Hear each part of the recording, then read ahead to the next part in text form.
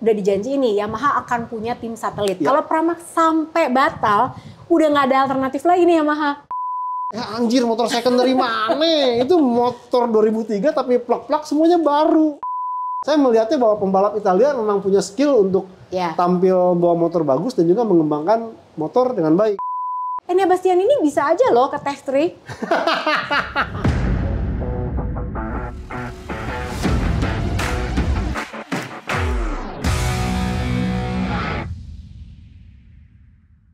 Hai, selamat datang di Pedok Talk. Meskipun kita minggu ini tidak ada race, tapi kita harus hadir di sini karena ternyata responnya Mas Joni, keberadaan kita di bengkel ini banyak banget yang suka. Katanya cocok dengan namanya Pedok Talk gitu. Alhamdulillah. Terus ya, mesti aku luruskan sekali lagi. Jadi kan pada bilang gitu dong studionya. Ini bukan studio, beneran ya nanti ya. Ini teman-teman dari Ducati Indonesia nih, kebetulan yang lagi syuting di sini ada Mas Oki, ada Mas Penyo. Ini nanti diliatin nih. Beneran nanti kameranya boleh digeser ke kiri. Lihat betapa ini beneran bengkel. Jadi ini bengkelnya Two Wheelers di gedung Janto Building. Gitu, gedung Janto Building. Jangan salah aja temen-temen juga. Memang di Janto Building nggak ada bengkelnya. Orang taunya mobil-mobil doang. Kan udah pernah dibilang. Sebenarnya emang itulah hebatnya. Kalau misalnya kita pernah main ke bengkelnya Ducati di Indonesia di Bintaro juga. Iya. Itu bengkelnya bener-bener bersih banget karena Pak Jimmy maunya begitu. Dia nggak mau tuh ada cacaran-cacaran oli segala macam. Saking bersihnya sampai disangkain studio. Nih, beneran kan? Nah, jadi Mas Joni sudah hadir di sini. Nah, hari ini tuh kita mau ngomongin tentang seperti janji kita minggu lalu tentang regulasi 2027. Jadi kan udah pernah aku bahas juga tapi secara singkat lah gitu. Hari ini dihadirkan Panigale V4S ya. Jadi aku tuh pengen sebenarnya sih harusnya GP20 GP20 gitu ya. Atau mungkin replikanya Peko gitu ya. Cuman ribet ini aja. Expect dan expected engine. Iya dong kan. Tapi ini kurang lebih bisa sama lah gitu. Iya. Tapi kita pengen ngasih tahu ke Pedok Crew juga efeknya apa pas 2027 untuk kompetisi MotoGP sendiri akan seperti apa. Nah Mas Joni, kita ngomongin kapasitas mesin dulu nih yang pertama. Mesin. Dari 1000 jadi turun jadi 850 cc. Kenapa harus diturunin? Sebenarnya katanya emang pengen bikin MotoGP ini lebih slow, lebih aman sih. Lebih aman gitu. Alasannya apa sih sebenarnya Mas Joni? Jadi kalau melihat dengan perkembangan sejak pertama kali dikenalkan di 2012 kembali sampai 2023 itu kan berkali-kali pecah rekor top speed. Iya benar. Nah perkaranya terus muncul dari para pembalap, wah udah nggak safety nih, apalagi sering kejadian di Mugello yang straightnya sampai 1 km lebih, di San Donato itu pasti ngerem seampun-ampunnya, telat, jedar. Efeknya apa? Minta dilebarin lah, ditambah gravel lah, itulah. Sirkuitnya harus dimodif. Betul. Nah problemnya untuk sirkuit baru mungkin bisa mengikuti aturan itu, tapi untuk sirkuit yang sudah konvensional, klasik atau lama, bahkan Jerez ataupun Mugello ini akan menyulitkan, biaya lagi, ongkos lagi. Sementara kan tentunya banyak tuntutan hal yang lebih. Ini yang membuat akhirnya pihak Wim dan Dorna memutuskan untuk meredam atau mengurangi top speed motor. Jadi gampangnya tuh kalau memodif sirkuit tuh kan nggak mungkin ya gitu. Kayak Jerez gitu kan emang sempit. Terus udah gitu kayak di first corner tuh misalnya baru start. Itu kan emang bener-bener full force banget. Iya. Masuk ke corner pertama, nah itu tuh bahaya banget sebetulnya kalau sampai tidak dikurangi. Sebetulnya itu satu. Jadi dari 1000 cc dikurangi jadi 850. Terus alokasi mesinnya dari 7 jadi 6 juga. Iya. Ini sejalan dengan konsep sustainability. Nah ini nyambung ke poin yang kedua, bahan bakar. Jadi bahan bakar juga 100% jadi non fosil ya. Betul. Dan non fosil ini berarti tidak lagi menggunakan bahan mentah dari bumi, tapi benar-benar bisa dari sintetik bisa, biofuel bisa. Ini tergantung produsennya nih. Dan tentunya ini akan menjadi kekurangan dan kelebihan karena dengan 850 cc kemudian dikurangin juga perubahan dengan bor dan stroke-nya, ini tentu akan menuntut dan juga pembatasan mesin. Ini bornya dikecilin kan? Kecilin, yang dari 81 menjadi 75. Bor tuh apa sih coba Mas Joni? Bor itu diameter dari silinder si motor. Nah dulu ada yang bilang, wah berarti ini sama aja dengan 800 dong, yang dimana dulu katanya bosen tuh. Iya, tapi dibalikin lagi. dulu kalau kita ingat si Vim dan Dorna masih menetapkan 81 mm bornya. Nah, si pabrikan pinter, mainkan di mana? Di stroke-nya. Dengan dimainkan stroke-nya, itu bisa meningkatkan istilahnya RPM. Dengan dulu itu cuma 18.000, dinaikin menjadi 20.000. Ya tetap kenceng. Nah, sekarang dengan 850, mungkin hanya turun beda 50, lebih tinggi 50 cc, tapi bornya dikecilin, otomatis stroke-nya pun pasti akan ngikutin dengan bornya. Artinya apa? Mereka tidak akan melebihi RPM dari 18.000. Ini sengaja di limit seperti itu. Oke. Jadi aku ingetin dulu nih. Jadi waktu era 800 itu tahun 2007 sampai 2011 ya? Iya. Itu emang sih kalau misalnya kalian ngikutin MotoGP itu agak bosan. Jadi soalnya ya gitu kan. Bener-bener agak membosankan sih MotoGP. Betul. Jadi kalau yang udah ngikutin MotoGP dari zaman dulu tuh, makanya kembalinya ke 850 sempat jadi nanti bosen dong. Iya, agak-agak. Padahal sebenarnya enggak ya. Pesimis juga. Iya, diharapkan enggak. Benar. Sebentar, intermezzo juga. Jadi kali ini, di episode kali ini kita bukan ngomongin soal regulasi 2027 aja. Iya. Tapi berdasarkan request dari pedok crew juga yang pengen tahu soal Luca Marini lah gosipnya. Terus gosipnya Joan Mir, gosipnya Marc Marquez Martin. Nanti ya di segmen kedua, tapi kita lanjutin dulu. Nah, berarti tadi bornya dikurangin. Torque-nya berarti juga akhirnya jadi kecil. Jadi kecil. Iya kan? Iya. Terus tadi bahan bakar udah, sekarang ngomongin aerodynamic. Nah, ini yang di depan nih, Mas Joni, katanya dari 600 dikurangin jadi 550. Jadi lebarnya. 600 jadi 550. Cuma yang paling istilahnya yang benar-benar panjang dari si fairingnya ini nih. Yang bagian ada wingletnya. Tapi untuk yang bagian depan moncong dari depan ini, itu dikurangin 50 mm dari fender. Fender itu spakbor depannya nih. Spakbor depan. Nah, alasannya apa sih Mas Joni kenapa yang di lebarnya harus dikurangin jadi 550? Terus di bagian yang di dekat fender ini juga harus dimundurin. Itu sebenarnya agak berkaitan dengan pemangkasan teknologi larangan whole shot device dan right head device. Di mana letaknya whole shot device? Whole shot device itu di depan tuh di situ. Di bagian suspensi garpu depan. Jadi kalau misalnya lagi di belakang. Itu banyak videonya ya Mas Joni ya. Kalau misalnya Pecco Bagnaia gitu atau Aprilia deh, Vinales atau siapa lagi? Yang kelihatan banget, yang paling kelihatan tuh Ducati sih ya. Pokoknya yang paling kelihatan memang Eropa aja. Iya benar. Kalau Jepang sih, ya justru Jepang kan bingung ngapain sih pakai ini. Iya, gitu. Jadi yang paling banyak videonya ini bukan semata-mata karena di sini motornya Panigale ya, tapi emang bener yang paling kelihatan tuh kalau misalnya mulai teknologinya whole shot itu jadi begitu mau start, nah pasti nih si Ducatinya motor-motornya tuh langsung turun, merendah gitu. Bener. Nah itu sebenarnya. Bukan ya? Bukan itu kita, ya kan? Nah jadi kalau tadi Mas Joni lanjutin, sebetulnya dia harus dipendekin lebarnya. Betul. Terus udah gitu di bagian depan juga itu sebetulnya untuk mereduce efek dari. Betul. Peningkatan dari teknologi ini kan ditanggalkan. Tidak mau kembali ke istilahnya balik menuntut kemampuan si pembalapnya. Skill. Jadi efek nanti yang wheelie, kemudian yang stoppy, ini akan makin banyak. Dan yang paling utama adalah mesti mainin badannya si rider dong. Betul. Iya nggak? Satu itu. Dan yang paling bukan mainin perasaan ya. Iya, betul.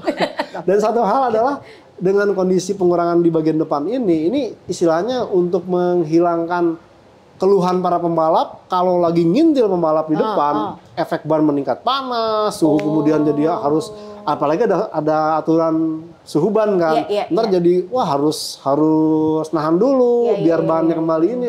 Ini untuk menangkal hal itu itu. Betul. Jadi right height device itu ada di belakang tuh biasanya ya kan, itu biasanya buat cornering segala macam. Keluar tikungan biar lebih cepat. Nah itu nggak boleh, terus whole shot juga nggak boleh. Itu berhubungan dengan aerodynamics juga gitu ya. Terus yang paling menarik lagi nih yang di belakang. Tinggi bokongnya juga turunin, tinggi bokongnya juga. Ini juga sebenarnya ngaruh dari karena si whole shot device. Nah, kan karena ada whole shot device kan pada tinggi-tinggi. Kalau mamanya jaraknya terlalu rendah itu akan kena gesek dengan bannya jangan malah.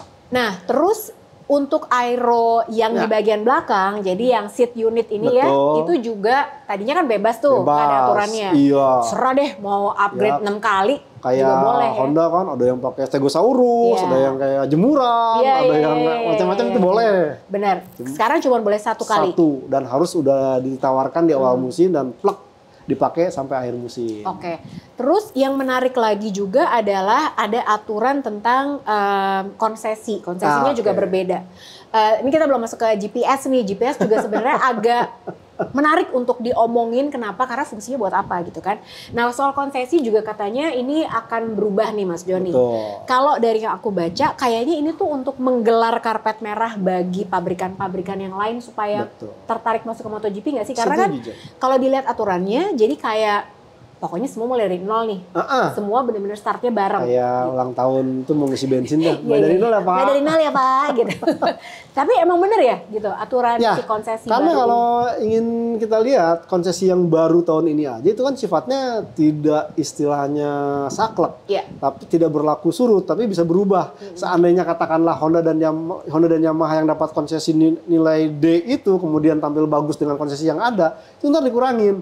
Apa kan yang boleh lagi 6 bulan. Betul. Nah, per yang 2027 ini sudah di riset lagi agar bisa pembalap-balap pabrikan-pabrikan yang baru mau ikut serta. Salah satunya kan udah ada tanda-tanda BMW katanya. Kalau pemainnya ada hal yang baru, ya kenapa enggak? Ya sesignifikan itu dan bahkan bukan tidak mungkin salah satu pabrikan Jepang yang sempat cabut ikut lagi. Kawasaki apa Suzuki? Kawasaki kan? Kalau Suzuki nggak mungkin. Karena dia satu holding company dengan Toyota, part of the group dengan Yamaha, kondisinya udah lah ya. Udah ada Yamaha, ngapain Suzuki ikutan? Iya, benar. Jadi emang yang kedengeran kabarnya tuh BMW sama Kawasaki yang katanya tertarik untuk bergabung sama MotoGP. Tapi yang nggak tahu nih 2027 akan seperti apa. Terus yang paling penting adalah soal GPS data. Ini semua tuh fokus di kapasitas mesin, aero, bahan bakar, ride height device, whole shot. GPS data ini sebetulnya buat apa sih? Karena katanya nanti di 2027 itu semua data setiap akhir sesi itu dikeluarin. Setiap akhir sesi harus upload. Benar, supaya bisa lebih tahu nih pabrikannya ini keunggulannya di mana. Tapi masa iya sampai sedetail itu sih Mas Joni? Sebenarnya ini lagi-lagi enggak Jeng, tetap kalau kita tahu namanya juga GPS Global Positioning System itu hanya menunjukkan di mana posisi motor. Dan sebenarnya GPS ini udah digunakan tapi untuk keperluan siaran doang yang di broadcast untuk para pemirsa yang bagaimana kita melihat lap time-nya segini, lap time-nya itu udah digunakan. Nah, itu kan sebenarnya. Nah, cuman ada yang sedikit mungkin lebih spesifik, itu akan kelihatan racing line-nya seperti apa. Kalau semuanya di-upload, itu akan beda. Terus di mana titik pengeremannya. Tapi itu tetap hanya berupa titik-titik belakang. Kalaupun pamannya, kan katanya bisa melihat sisi kemiringan, gyronya, kemudian brakingnya. Itu mesti istilahnya investasi lagi Jeng, artinya mesti beli barang lagi. Dan kalau umpamanya mengadakan pengadaan barang seperti itu harganya luar biasa dan itu F1 sudah lakukan. Sampai-sampai kalau F1 itu detail, ini begini itu sampai si F1 itu tuh GPS dengan perangkat itu sampai istilahnya memotivasi pabrikan lain untuk kita buat ini, kita buat ini. Nah, apakah MotoGP mau seperti itu? Kan kalau mamanya gitu-gitu juga tambah mahal dong. Kamera aja dulu, ya kan? Gitu. Tambahin kamera dulu lah gitu. Kemarin aku mau protes dulu. Ini intermezzo. Kemarin ya kan aku nonton F1 dong. Di Imola. Jadi di Imola tuh kemarin banyak banget event. Salah satunya adalah Ducati yang launching Senna Monster. Itu keren banget gitu. Jadi kenapa Ayrton Senna? Jadi Ayrton Senna tuh memang suka banget sama Ducati. Dan dia salah satu motor varian Ducati yang dia suka tuh adalah Monster memang gitu. Makanya dibikinlah Ducati Senna Monster gitu. Terus kayaknya mau masuk deh di Ducati Indonesia. Ya nggak sih? Mas Penyo, Mas Oki mau masuk ya? Di sini mau masuk. Nanti kita tungguin ya gitu. Di sini di Ducati Indonesia gitu. Tapi memang bagus banget. Tapi yang mau aku protes bukan itu. Kemarin kan race. Terus udah gitu aku nungguin tuh. Aku biasanya kalau race mulai jam 8, jam 7 tuh udah ngeliat. Ya kan? Terus udah gitu biasanya ada tamu siapa segala macam. Terus kemarin tuh ada Hugh Grant. Pasti adik-adik juga nggak tahu Hugh Grant, ya kan? Saya tahu. Ini. Kita tahu, adik-adik, kamu bukan adik aku. Iya. Kita sama. Kemarin di garasinya Ferrari, Mas Joni, adalah Pecco Bagnaia. Kamera ini Pecco, terus ini ada tunangannya Domizia. Di depannya tuh ada Hugh Grant sama ani-aninya kan? Iya, ani-ani. Abis muda banget. Kamu, ya mungkin istri tapi yang keberapa atau mungkin pacar gitu ya gitu. Aku nggak pernah denger Hugh Grant kawin soalnya. Terus udah gitu kameranya lewat lah ngok gitu, Pecco-nya Domizianya yang difokusin. Terus aku bertanya dong, ini kameramennya pada tahu Pecco Bagnaia atau enggak sih? Sampai aku nge-tweet kan Dear F1, kalau nggak tahu itu persis di belakang Hugh Grant. Nah itu tunangannya Pecco. Nah Pecco-nya itu dulu juara dunia MotoGP 2 kali loh, nggak mau disorot. Tapi nggak disorot. Tapi untung nggak sampai kejadian yang ngejar-ngejar siapa gitu ya, artis nggak jelas itu ditanyain. Enggak. Kemarin tuh ada Sabalenka gitu kan, Petenas. Terus ya gitu ya Hugh Grant, tapi Hugh Grant juga, kenapa Hugh Grant sih, orang dia diwawancara aja kan di grid, emang berisik sih. Aku nggak pernah ke gridnya F1 ya, amin semoga suatu hari. Lebih berisik deh pada MotoGP. Sampai Hugh Grant gini, apa? Gimana gitu? Antara faktor, memang beneran berisik ya kan. Lanjut, nah jadi ini semua sebetulnya aturan-aturan konsesi dan juga aerodynamic segala macam. Pokoknya regulasi MotoGP 2027. Pertanyaan sebelum kita menutup sesi ini adalah Mas Joni, ini bodoh-bodohannya aku sih ya gitu. Soalnya gini, MotoGP itu adalah kasta tertinggi kompetisi motor. Iya. Semuanya prototype. Betul. Beda sama Superbike nih. Iya. Superbike yang ya udah motornya nih bisa kita beli nih. Motornya Alvaro Bautista aja kalau mau pesan di Ducati Indonesia bisa, ya kan? Pakai gitu. Iya. Kalau misalnya diturunkan kapasitasnya dari 1000 ke 850, terus udah gitu semua tuh malah ada kata-kata yang dipakai sama MotoGP, road relevant. Nah, tuh itu ada loh. Pertanyaan aku adalah apa yang akan terjadi dengan Superbike? Sama-sama di bawahnya Dorna. Terus udah gitu Superbike sama MotoGP, ini kan prototype semua nih MotoGP. Iya nggak sih? Gitu kayak sesuatu yang nggak mungkin kita dapetin gitu, nggak mungkin ada di tangan kita. Tapi dengan mereka pakai kata-kata kalimat road relevant, ada kelas WSBK juga. Masa ya harus direvisi juga aturan WSBK atau gimana? Kemarin pada saat jumpa pers yang soal aturan yang ada Carlos sama Carmelo, kemudian ada Irta dan juga ada ketua FIM-nya. Itu mengatakan nanti akan direvisi juga yang WSBK. Ya pastilah kalau MotoGP-nya aja lebih pelan, masa Superbike jadi lebih kencang. Setuju. Ya masa kan? Iya lagian nggak apple to apple banget, 8,5 dalam 1000 gitu. Aneh kan? Iya, dan katanya mungkin sih aku akan melihat itu juga akan diratifikasi, entah mungkin direduksi, juga CC-nya lebih rendah kan, karena kebanyakan motor produksi massal pun udah meninggalkan 1000, Jeng. Kebanyakan 800 dan 900. Nah makanya dengan hampir 1000 tapi nggak 1000 lah. Makanya dengan 2027 ini kata Jeng tadi buka karpet, ini ada kemungkinan karena beberapa pabrikan sudah mulai meriset motor yang mesin 800 dan 900. Oh gitu. Jadi kemarin juga ada Sebastian Risse, aku dengerin juga interviewnya dia gitu kan. Dia ini kan orang pintar di KTM lah gitu ya. Apa ya dia tuh jabatannya ya? Ya kalau namanya itu benar-benar direktur tekniknya. Ya direktur teknis kayak hampir setara dengan Jenderal Ducati Gigi Dalinya. Jenderal. Iya benar-benar. Iya kan? Iya benar-benar. Jadi dia tuh bilang katanya kapan ditanya untuk bikin prototipe menghadapi 2027 gitu kan. Dia bilang ya tergantung, kalau misalnya Michelin udah ngeluarin bannya sih mungkin kita tinggal bikin aja motornya sebenarnya gitu. Jadi tergantung dari Michelinnya juga. Nah pertanyaan dari Pedokru juga nih Mas Joni, dengan regulasi 2027 ini kan banyak nih fansnya Honda sama Yamaha. Apakah Mas Joni ini menjadi sebuah momen kebangkitan untuk pabrikan Jepang? Ya, pasti dong Jeng. Masa? Saya yakin akan itu ya.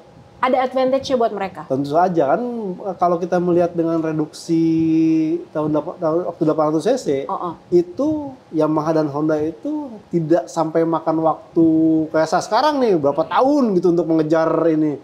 Hanya dalam satu pindah itu ke 2122 itu pas 2008 udah bisa fight.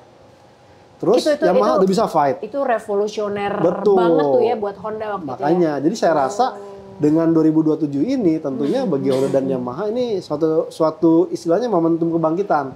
Cuman itu tadi, kenapa 2027 gitu, nggak sekali aja 2026 gitu. Toh mereka kan harus meriset yang 2006 sampai 2000 ini masih tersisa 2 tahun gitu untuk yang mengembangkan yang 1000 cc ini. Makanya agak sedikit terbelah nih fokusnya. Apakah fokus untuk meningkatkan performa di 2 musim ini? Apalagi Yamaha kan? Betul, atau siap-siap dengan 2027. Itu dia. Jadi kemarin Max Bartolini juga bilang katanya, nah ini kita sebetulnya melakukan pengembangan sekarang. Tapi kita juga pastiin apapun yang kita temukan sekarang itu bisa diaplikasikan di tahun 2027. Ribet nggak? Itu sebabnya kan Quartararo akhirnya milih perpanjang kontrak. Oh gitu. Iya. Karena dia segitu percayanya. Padahal satu hal apa sempat dibocorin tuh waktu tes Portimao yang gagal tes private. Itu katanya Yamaha udah nyodorin mesin 2027. Kisi-kisi mesin 2027. Wow, really? Karena dengan ya kalau aku melihat lebih simple Yamaha untuk mengurangi cc ketimbang dengan mesin V4. Padahal si Babang Quartararo bilangnya apa coba? Aku mau horsepower yang lebih. Sekarang dikurangin jadi 40 kurangin ya kan? Berkurang 40 kan horsepowernya dengan cc yang berubah ini ya gitu sebetulnya. Artinya dengan motor lebih semua dapat 10 cc lebih kecil, kemudian inline itu lebih kompak. Saya rasa akan lebih bisa langsung ready to race ketimbang mungkin dengan yang mesin V ataupun dengan mesin yang lain lah. Sebentar, aku tuh jadi sebelum kita tutup ya, banyak banget kan pertanyaan aku jadi gara-gara ngobrol sama Mas Joni, nggak ada di sini, nggak ada di question list. Jadi sebentar, tadi ya, ini pertanyaan terakhir, janji. Jadi tadi kan kita udah ngomongin motor ini akan berubah menjadi lebih raw. Lebih ya. Lebih bener-bener mengandalkan skill si pembalapnya. Iya. Tapi kalau tadi Mas Joni bilang motornya jadi lebih compact. Lebih compact. Bener-bener nggak ada elektronik bukan. Teknologi yang berlebihan lah gitu, bukan elektronik masih tetap ada. Harusnya berarti ini motor ini ke 2027 akan berpengaruh ke rider yang badannya lebih kecil dong. Iya. Bener nggak sih? Betul. Ih pinter aku. Bener nggak? Setuju. Karena makanya kan aja lebih raw, ya nggak sih? Agak narik lagi, kenapa lagi ngomongin yang rame, kenapa Ducati bersikeras untuk tetap dapat Marc Marquez. Oh, ya udah kita sambung aja nanti di segmen yang kedua. Jangan kemana-mana, tetap di Pedok Talk. Balik lagi di Pedok Talk. Tapi bener loh, tadi ngomongin soal badan kecil tuh gara-gara ngomong sama Joni. Karena kayak, ya gitu. Kok baru kepikiran Mas Joni bilang, makanya kenapa Ducati itu mengerucutkan antara, tapi emang Enea juga kecil sih. Ya kan? Enea Bastianini, Martin, sama Marc Marquez kecil. Jadi sebenarnya kenapa sih advantage-nya nih Mas Joni? Apalagi kita mengacu ke regulasi 2027 gitu. Apa keuntungan rider MotoGP yang badannya kecil sebetulnya? Bukan cuma masalah ringan loh gitu. Pasti kendala drag itu akan lebih kecil juga, Jeng. Jadi lebih posisinya akan lebih masuk dengan motornya. Ini istilah pembalap gitu. Biar masuk, John. Maksudnya apa? Gitu. Biar anginnya lewat. Kalau main badan gede kan ketahan. Kita aja malah ke bawah. Nah, itu yang paling advantage. Yang kedua adalah kalau kita melihat dengan tidak adanya perangkat-perangkat dan juga aerodinamika, ya tentu pembalap kecil ini punya keleluasaan, apalagi motornya makin kompak dengan 850 berarti otomatis lebih kecil. Juga power pun ya tidak terlalu sebesar saat ini. Tentu pembalap-pembalapnya tidak akan kehabisan tenaga, tidak akan cepat lelah. Artinya lebih bisa makin fokus menajamkan bagaimana bahwa motor ini berhasil finish sebagai yang terbaik. Itu Jang. Paham aku. Nah, kita harusnya kasih opening dulu nih buat yang ini. Jadi ini segmennya aku namakan dengan bisik-bisik tetangga. Wih, bisik-bisik tetangga. Silakan kalau ada lagu dangdutnya dimasukin aja di sini boleh kok. Soalnya gini, ini kan emang kita lagi nggak ada race sebetulnya kemarin. Race F1 gitu. Betul. Kan. Tapi beritanya pusing banget Mas Joni. Ya Allah, ada aja. Apalagi makin mendekati Mugello, ya kan? 2 Juni. Ini masih Katalunya dulu Katalonya masih depan ntar nih. Masih minggu ini. Betul. Tapi di Mugello ini udah banyak yang mengeluarkan ultimatum.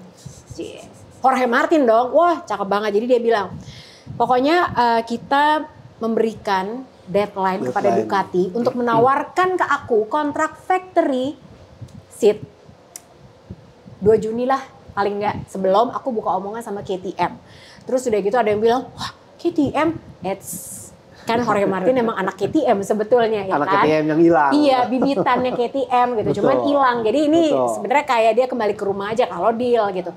Emang dia beneran gitu ada omongan-omongan sama KTM, Mas Joni? Ya sebenarnya sih santer berita demikian halnya itu benar, Jang. Karena ya tadi benar kata Jang juga kalau Moto3 garis bawahnya adalah Jorge Martin ini kan memang bibitan KTM. Bahkan waktu di Moto2 itu kan di KTM Ajo yang notabene emang breeding untuk ke MotoGP. Cuman waktu itu ya KTM kecolongan, Ducati keburu nyalip dari belakang, akhirnya setuju naiklah ke Pramac. Kalau itu kan Pramac emang menawarkan motor satu spek pabrikan, udah. Nah problemnya sekarang ya Jorge Martin sih boleh dikatakan tipikal apa ya, bukan untuk mengecilkan sebagai skill dan kemampuannya, tapi untuk karakter loyalitas. Ya saya rasa agak kurang ini, KTM ditinggalin. Tapi nah sekarang kan ngeliat Pramac, wah gue nggak ke refactory, ngancem gitu. Tapi Mas Joni, bukan salah Jorge Martin, kita manusia biasa. Yang kalau melihat nolnya tambah banyak di belakang, kita godek juga dong. Jangan kan Jorge Martin. Joni Lono, Lucy Wiryono, ya udah deh, ya nggak sih gitu. loyalitas itu hanya sebatas nolnya ada berapa di belakang, ya kan? Nah, tidak. Iya dong, gitu. Tapi ya paham lah, maksudnya. Nah ini nih, makanya pusing banget nih aku, ya Allah episode kali ini. Mas Joni, ya. Kalau misalnya, ya ini kan tinggal tergantung ya, Ducati udah dikasih tekanan. Tapi di sini aku juga paham banget. Kalau aku sebagai Jorge Martin yang aku tahu nih sekarang lagi leading klasemen. Betul. Lagi bener-bener gue kurang nunjukin apa lagi, udah bagus banget nih gitu. Beneran lu gak mau sama gue nih gitu ya kan. Ya emang harus dikasih tekanan kepada Ducati. Betul.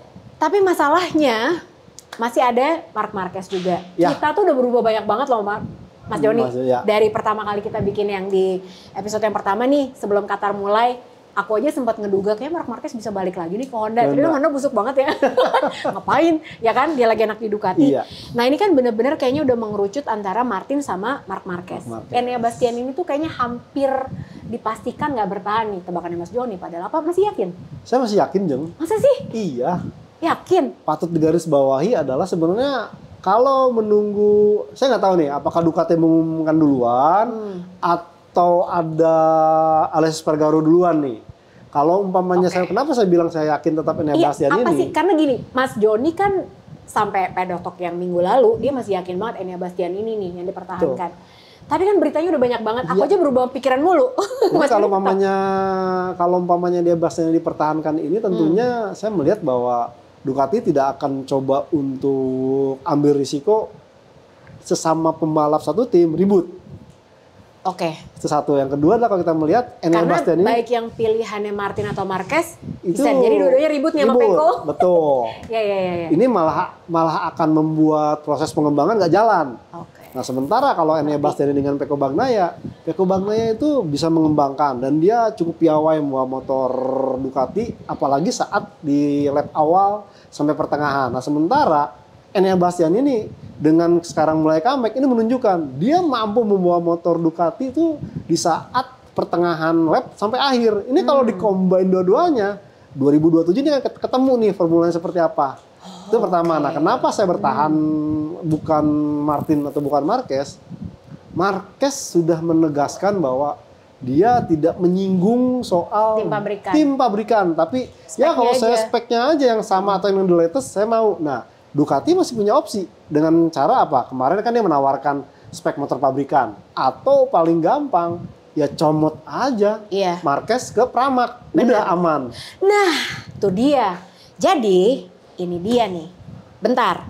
Selain itu, Marc Marquez tuh juga punya sponsor pribadi yang cukup banyak. Iya. Pribadi tuh berarti benar-benar duitnya masuk ke dia doang nih, gitu kan. Jadi Red Bull nih, aku absen ya. Red Bull ini sementara kalau factory Ducati itu Monster Energy. Jadi Mas Joni udah pernah bilang juga ya, gitu. Kompensasinya gede banget nanti kalau mau emang Monster bayarin gitu ya. Terus Samsung, sponsor pribadinya Marc Marquez. Ducati, Lenovo, nggak mungkin. Allianz, sponsor pribadinya nih asuransi Marc Marquez. Di Ducati pakai Unipol. Kacamata, Marc Marquez Oakley. Sementara Ducati pakainya Carrera. Sponsor minuman, si Marc Marquez itu udah lama banget juga ya disponsor sama Estrella Galicia. Sementara kalau Ducati itu sponsornya adalah Contadi Castadi. Jadi nggak bisa juga gitu kan. Jadi berantakan tuh. Nah antara Marc Marquez mau mengorbankan semua pemasukan pribadinya itu. Atau dia tetap ada di Gresini dengan spek motor pabrikan. Atau Pramac. Nah ini dia. Gue bingung nih, untung ketemu Mas Joni. Jadi satu hal lagi itu jangan kalau pamannya Martin nggak mungkin ya kita nunggu Aleix Espargaro.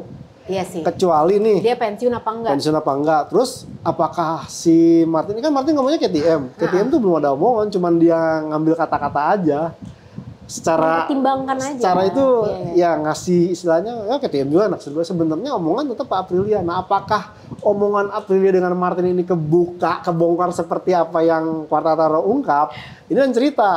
Kalau seandainya ya Aprilia nawar gue sekian, Ducati kan tinggal ya udah deh gue udah beliin, pasti bertahan. Karena kalau kita melihat omongannya siapa si legenda Jorge Lorenzo, Ducati nggak usah pusing, itu tiga-tiganya bisa bertahan, ya udah tinggal otak-atik aja. Jadi nurut aja sama Lorenzo. Ya Jorge Martin ke pabrikan, terus ya Marquez tetap di situ, mungkin pindahin kemana ya Enea Bastian ke Pramac atau bisa diubah Marquez ke Pramac. Didabelin dengan Martin, spek motor yang lebih bagus, ya Enea Bastian tetap di pabrikan. Ini banyak skenario-nya.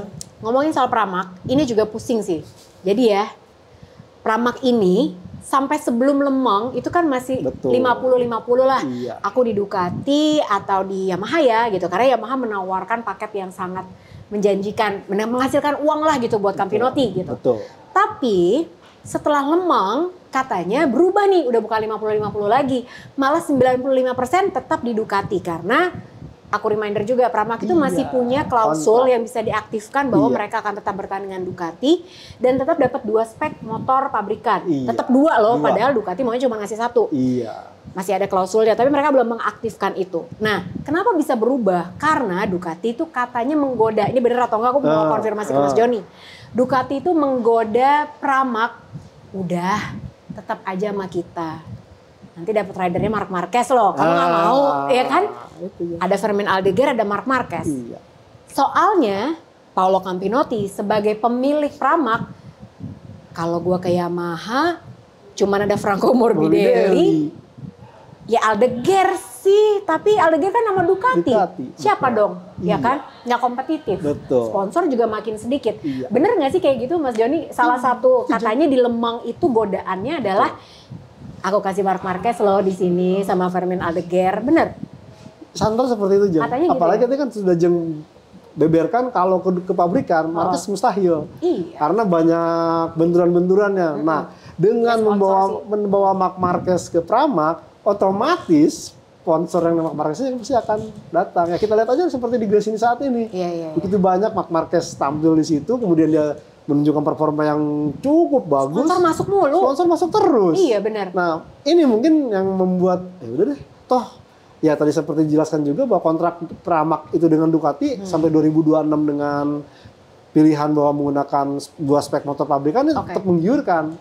Jadi sebenarnya pilihan ini adalah bukan pada tangan Gigi Dalinya juga. Jadi kalau misalnya tiba-tiba nih Marc Marquez juga mutusin kayak di Gresini gitu kan, dia kan udah give up Honda gitu. Padahal bayarannya udah jutaan euro. Tapi nggak apa-apa deh, gue di Gresini aja yang penting gue seneng. Tapi bisa juga dia memutuskan bahwa nggak apa-apa deh sponsor-sponsor ini aku juga nggak penting. Yang penting aku berada dengan Ducati merah misalnya. Bisa juga dong kayak gitu. Sebenarnya bisa juga aja. Tapi nggak juga ya? Nggak yakin ya Mas Joni? Aku nggak yakin, karena apa?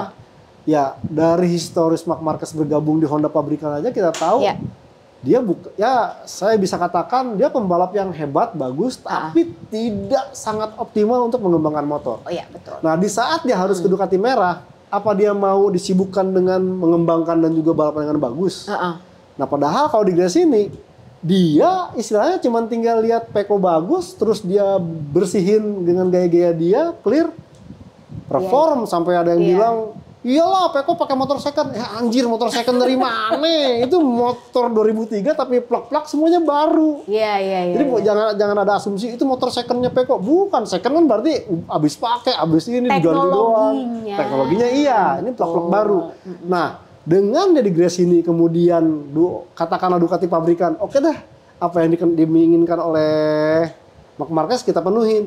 Itu udah bisa jadi motor pabrikan ketemu motor pabrikan. Jadi saya rasa ya tergantung Marc Marquez bagaimana. Ingat dari 2020 cedera, bahkan ya 2020 cedera pun itu kan efek dari motor hasil pengembangan dia. Betul. Dan ternyata harus dia istilahnya tidak pernah menang atau tidak merasakan happy di Honda dari 2020 sampai 2023 karena dia apa? Ngetes lagi, ini lagi.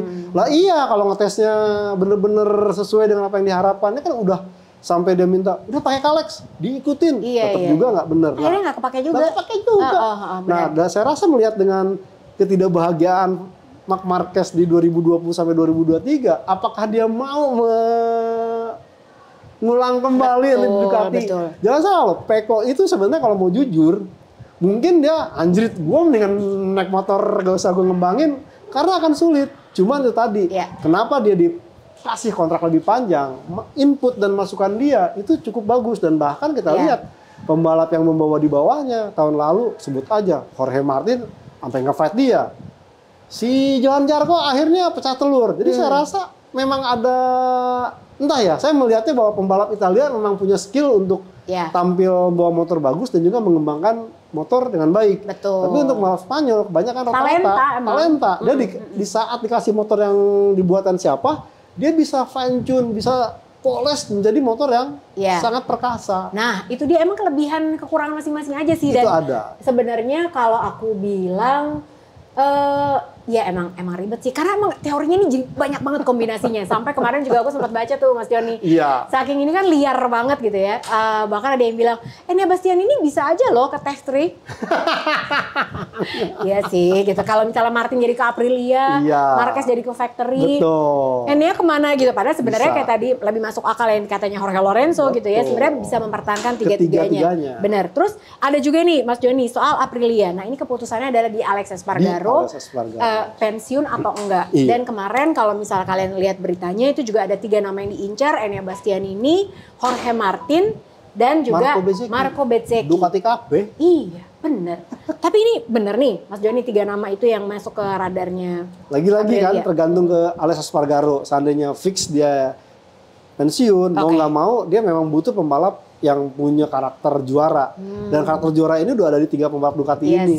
Dan lagi-lagi tentu masing-masing harga ini akan berbeda. Saya yakin Marco Bezzecchi nggak akan dengan mudah dirayu oleh Aprilia atau Enea Bastianini. Meskipun Aprilia punya filosofi harapannya itu gua pabrikan Italia, bikin motor-motor Italia, ya radar Italia dong ya. Tentu mengerucut kedua orang. Iya. Nah memang Jorge Martin ini kan memang digadang-gadang dan bahkan kalau saya lebih dekat lagi sama Alex Espargaro dan bahkan kan komentar saat dia mengatakan pokoknya tahun ini aku harus mau ke pabrikan itu kayak udah ada kode-kode dari Alex Espargaro. Dan ntar mungkin kalau komennya bener Martin ke Aprilia, saya yakin Alex Espargaro dapat komisi. Ini gue yang bawa loh. Mau dong komisinya. Iya. Akan sangat luar biasa kalau kemudian member get member ya. Betul. Dan akan sangat luar biasa kalau Jorge Martin juara dunia. Terus dia tolak kontrak dari Ducati, pindah ke Aprilia. Aprilia pakai nomor 1 tahun depan. Gila ya. Itulah. Emang bener kan gitu. Emang silly season 2025 tuh gila banget gitu. Ada sadis. Terus, nah ini juga nyambung dikit ke Pramac. Oke. Menurut Mas Joni ini Pramac akan ke Yamaha atau bertahan di Ducati? Sebenarnya perkara soal pindahnya itu, saya akan melihat mungkin Pramac prospeknya nanti di 2027. Oke. Karena dengan kondisi baru ini, apa iya Ducati akan seperkasa ini? Karena lagi-lagi pemikirannya ke sana. Dan kalau kita tekankan lagi dari Gino Borsoy katakan bahwa dia punya kontrak sampai 2006 sebagai tim bibitan Ducati. Ya sudah, berarti sampai 2006 nih mungkin masih tetap akan dengan Ducati. Dia tinggal aktivasi si klausul itu aja. Betul. Nah perkara dengan Yamaha ini sebenarnya lebih cenderung mungkin ke proyek masa depan yang ke 2027 terutama. Karena ya santer kata bagaimana enggak loh. Si Fabio Quartararo yang udah dibilang, wah raja ngeluh, ini komplain mulu. Perpanjang kontrak loh sama Yamaha. Iya, tapi ini dia mau perpanjang kontrak sama Yamaha kan karena ditawarkan memang pengembangannya apa aja. Betul. Termasuk udah dijanji ini, Yamaha akan punya tim satelit. Kalau Pramac sampai batal, udah nggak ada alternatif lagi nih Yamaha. Apa yang akan terjadi dong Mas Joni? Apalagi untuk menghadapi 2027. Ya, jadi kalau kita melihat ini agak sedikit ke belakang nih, karena ada kontrak tim dan IRTA itu sampai terikat ikut MotoGP itu per 5 tahun. Nah sampai 2026 itu masih fix dan bahkan dengan keluarnya Suzuki ini Dorna udah bener-bener saklek nampik nggak mau ada tim satelit atau tim bawaan lagi, harus tim pabrikan dan tim pabrikannya yang belum pernah ikut. Makanya tetap dijaga. Nah makanya kenapa saya bicara 2027 mungkin akan ada pembukaan baru siapa tim yang mungkin mau masuk, entah itu pabrikan atau entah itu satelit dengan konsep format yang baru.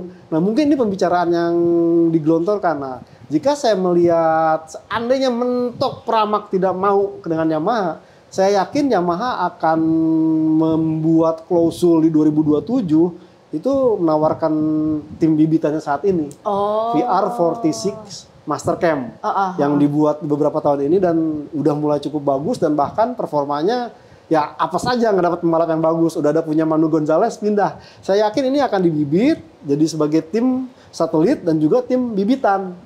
Jadi itu yang mau dimajuin kayaknya. Sepertinya gitu, itu kalau Pramac mentok. Jadi benar-benar ya kenapa enggak kita punya infrastruktur, punya HRD dan juga sekarang istilahnya udah dimulai gitu seperti ini ya.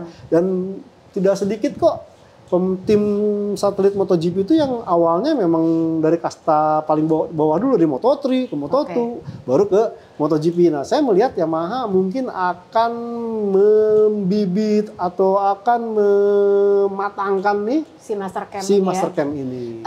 Sekarang sebelum kita mengakhiri, aku tahu pertanyaan yang paling banyak ditanya adalah soal Luca Marini. Ini gara-gara Sky Italia sih, ya kan? Iya. Paling bisa emang goreng-goreng. Jadi dia bilang, Luca Marini mencari cara untuk bisa memutuskan kontrak lebih awal dengan Honda. Gitu. Kalau Joan Mir emang dia udah bilang udah baik tawaran nih gitu kan. Lagian aku nggak tahu nih sampai kapan aku masih jatuh-jatuh terus. Ya kan, jatuh bangun. Kemarin kita bilangnya Marc Marquez, sekarang Joan Mir ya. Nah, tapi Luca Marini sama Joan Mir emang beneran Luca Marini dulu deh. Emang bisa? Luca Marini agak sulit panjang loh kontraknya. Betul, karena pada saat deal-dealan pertama aja itu kan sebenarnya opsi yang keluar tuh banyak. Iya. Dari mulai Aldeguer, terus siapa lagi tuh sampai Maverick Viñales, tiba-tiba Luca Marini, dan saya pikir cuma 1 musim biar ada slot kosong tahun depan, ternyata 2 musim loh. Saya yakin tetap Luca Marini tidak akan, ya istilahnya si tingdak lah dari situ sampai ntar kontrak habis gitu. Terima nasib aja lah Marini. Betul, tapi kalau kita melihat tren atau istilahnya pola Luca Marini itu memang akan nanti bagus di paruh musim keduanya. Iya, betul. Karena kita tahu dimulai dari sebelum ke Moto2 itu dia tahun pertama emang kayak gitu jelek, terus Moto2 baru bagus. Di MotoGP pun waktu awalnya bersama Nebas ini kan, wah gimana nggak berantakan, tapi di saat dengan Via Force mulai menunjukkan performa yang apik, saya rasa dia akan menemukan istilahnya titik bagusnya nanti tahun depan. Sing sabar aja, transferan yang penting lancar ya nggak sih? Nah kalau Joan Mir, kan Joan Mir memang kontraknya habis tahun ini, Jong. Betul. Udah gitu memang ada istilahnya guru yang sempat membawa dia dari Moto2 ke MotoGP yang sekarang di Trackhouse, yaitu Davide Brivio. Bener. Dan dia tahu banget, dan jujur kata kalau umpamanya Luca Marini itu mengucapkan terima kasih, pasti terima kasih sama Davide Brivio karena dia mau bawa dia ke MotoGP, dan bagaimana dia yakinkan, bagaimana Joan Mir. Ya, dari sini saya rasa kalaupun terputus kontrak, mungkin dia bisa pindah ke Trackhouse. Terus pakainya Aprilia. Inline 4 juga. Enggak deh, enggak inline 4. Tapi lebih kecil ya, lebih kecil. V4, tapi itu rasa-rasa lah ya. Rasa-rasa. Tapi kan Aprilia itu nyambung ke regulasi tadi gitu ya. Aprilia itu aku selalu ngeliatnya kayak inline 4 karena motornya kecil. Gitu, padahal V4 gitu. Tapi emang dia tuh kok V4-nya emang degree-nya beda kan? Nggak lebar dia. Dia agak-agak lancip dia. 80 atau 75 gitu. Dibilang V4 rasa inline 4 gitu kalau Aprilia. Nah, tapi nggak tahu nih, soalnya kemarin juga sempat itu emang liar banget deh pokoknya kalau kalian ngikutin semua teori cocok loginya. Media-media Itali terutama yang banyak gosipnya. Betul. Itu memang sampai katanya Alex Rins juga katanya bakal dijadiin satu tuh masuk ke Trackhouse juga gara-gara ada Davide Brivio. Carlo Pernat, manajernya Nia Bastianini ini majang posting 93 pakai motor Pertamina Enduro. Astaga. Tapi seneng banget itu kalau mamanya ke kata Valentino Rossi. Ya kan. Tapi ya Mas Joni, kemarin juga sempat kedengeran kabar katanya Jack Miller ini kan posisinya nggak aman. Jadi ini juga jadi pertanyaan buat aku, ini pertanyaan terakhir buat Mas Joni di segmen ini. Pabrikan KTM itu di luar ekspektasi kita semua. Setuju. Brad Binder, Jack Miller, kenapa mereka sebenarnya emang ya namanya juga motor. Kita kan di awal musim bilang gila KTM nih kayaknya mantep banget nih. Dia buat start tuh cakep banget. Terus udah gitu emang kayaknya udah mulai nemuin nih gitu ya, bisa mendekati Ducati. Betul. Peko Bagnaia aja bilang gitu, kayak pabrikan yang bisa ngedeketin Ducati itu KTM gitu. Ternyata outperform lah semua sama Pedro Acosta. Nah, apa yang akan terjadi dengan factory seat mereka di tahun depan? Apakah Pedro Acosta akan naik? Siapa yang akan dibuang? Karena Miller, gosipnya juga lagi digodain Honda. Viñales pun katanya juga, kamu nggak mau kesini, duitnya gede loh, gitu. Soal duit sih iya, gitu, ya kan? Betul. Tapi siapa yang mau naik Honda sekarang, gitu. Menurut Mas Joni gimana nih dengan KTM keadaannya yang menurut aku agak memalukan loh? Saya melihat sih memang ya faktor Pedro Acosta memang nih sih. Salahin Pedro Acosta. Betul. Cuman ya Pedro Acosta ini kan mau nggak mau dengan performa saat ini yang kita bilang cukup di luar ekspektasi, mampu istilahnya ya Peko Bagnaia disalip gitu loh. Artinya di ronde Portugal ini artinya memang dia cukup bagus, dan tentunya jika dia bisa mempertahankan performa seperti ini layak naik ke pabrikan. Cuma kan problemnya adalah di pabrikan sendiri udah ada Brad Binder yang dikontrak 2 musim. Iya, sampai 2026 kan. Betul. Cuma kan di KTM bisa apapun yang terjadi, seorang Pol Espargaro aja bisa dioper ke gas-gas. Artinya tetap mungkin komposisi pabrikan tetap akan menjadi Pedro Acosta dengan Brad Binder. Miller mungkin turun ke gas-gas. Karena kebutuhan Miller dengan segala kemampuan pengembangannya ini sangat dibutuhkan oleh KTM. Karena Miller ini istilahnya setelah di Ducati kemarin kemudian dia efektif meningkatkan performa Ducati, diharapkan bisa membantu KTM. Nah, dia bagus jadi ngembangin dan dia paling gak rewel gitu. Lu cobain yang baru nih. Oke. Ini tidak pernah ada istilahnya enggak omong-omongannya tuh nggak pernah ada yang nada-nada miring yang bikin pabrikan pun jengah. Mungkin Augusto Fernandez yang akan terancam. Karena nggak perform ya. Iya, udah dikasih kesempatan.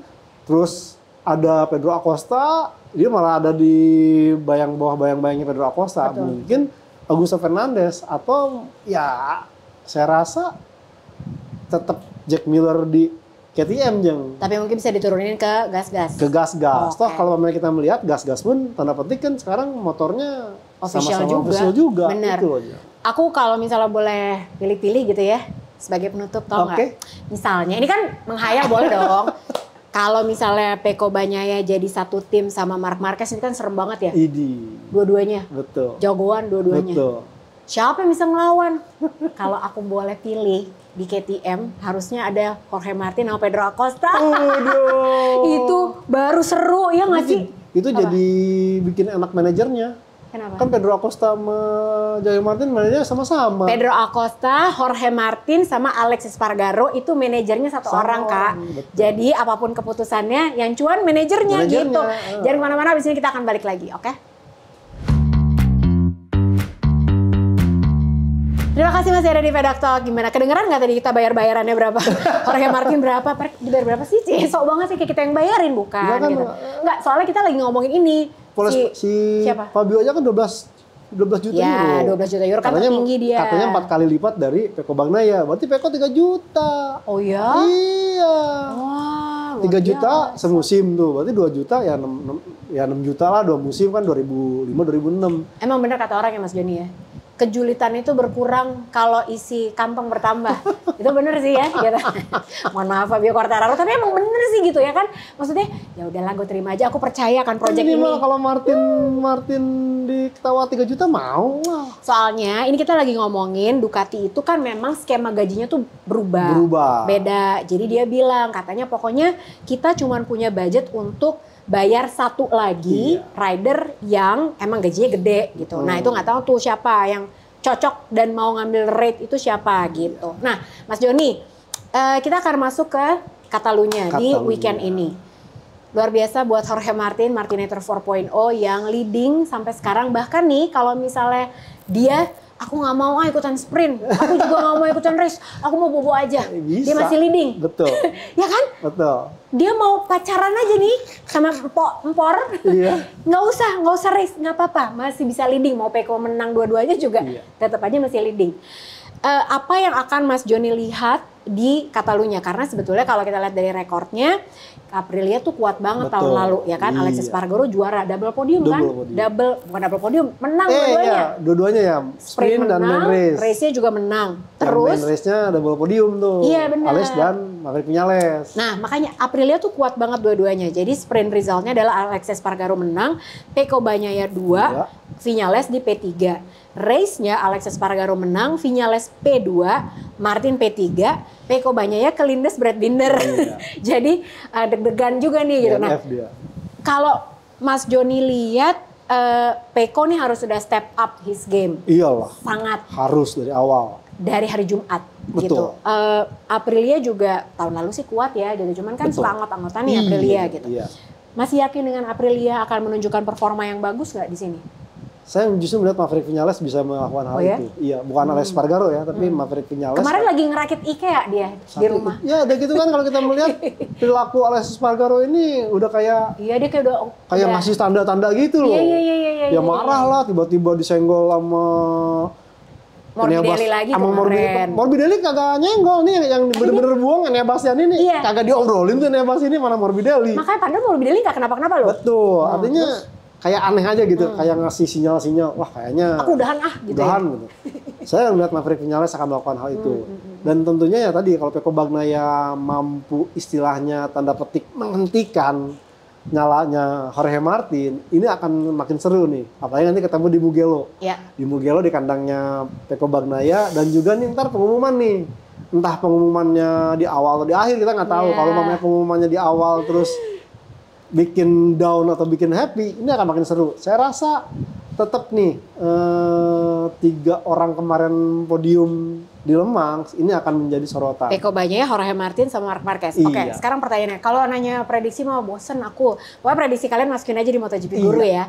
Tapi sekarang pertanyaan buat Mas Joni adalah, menurut aku kemenangan seorang Marc Marquez ini cuma tinggal dikit lagi, ngintip gitu. Kayak udah, hello, aku sebentar lagi hadir. Karena udah mengancam banget. Betul. Di race mana menurut Mas Joni, kalau Sachsenring udah pasti dia menang, udah pasti menang. Tapi menurut Mas Joni, kemenangan Marc Marquez ini yang pertama kali nih akan di seri yang mana? Saya harapkan sih di Mugello. Mugello? Catalunya nggak yakin? Catalunya... Kenapa nggak yakin? Aku yakin banget loh dia bisa menang di Catalunya. Karena Martin pun makin strong gitu. Dan Pecco Bagnaia pasti, dia kan kemarin cuman karena masalah jumpalit di terus kelindes. Dan Pecco Bagnaia pasti akan dapat, Jang. Pecco Bagnaia dapat? Bisa dapat. Soalnya gini, kalau aku ngeliat race di Catalunya ini, yang kita harus lihat adalah Aprilia udah pasti bagus lah. Betul. Gitu ya. Karena ngeliat dari rekor tahun lalu. Tapi Jorge Martin sekali lagi, karena dia ingin memberikan tekanan kepada Ducati, kan udah diminta nih gitu. Ayo dong, ini sebelum Mugello lu harus ngasih kontrak ke gue gitu. Tapi dia pasti akan ngasih tekanan lagi bahwa yakin nggak mau kontrak aku. Pasti akan pol-polan. Marc Marquez dia emang gak ada beban. Tapi dia udah dapat enaknya banget Ducati. Sementara Pecco Bagnaia emang harus membuktikan. Tinggal Pecco Bagnaia deketin Marc Marquez atau Marc Marquez itu aja sih. Kalau gue jadi Pecco, Kes, bantuin dong. Kes. Jadi Mas Joni masih bilang Pecco Bagnaia nih ya di Catalunya ya. Aku Marc Marquez. Salaman dulu kita bilang Mas Lek. Oke, siap. Terima kasih banyak Mas Joni. Jadi kalau misalnya kalian ikutan pusing, jadi aku balik lagi nih. Aku juga bener-bener nggak ngerti juga Ducati akan pilih siapa karena beritanya makin lama makin liar. Tapi nggak apa-apa, itu yang bikin MotoGP menarik. Jadi mudah-mudahan kalian terhibur dan juga kalau masih mau lanjutin berantemnya di sini boleh banget. Jangan lupa buat like, subscribe dan juga terima kasih banyak udah nambah lagi. Alhamdulillah udah 96.200 subscriber. Berarti bentar lagi kita akan keluarin hadiah giveaway-nya.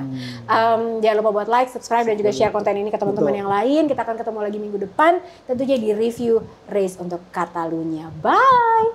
Wah.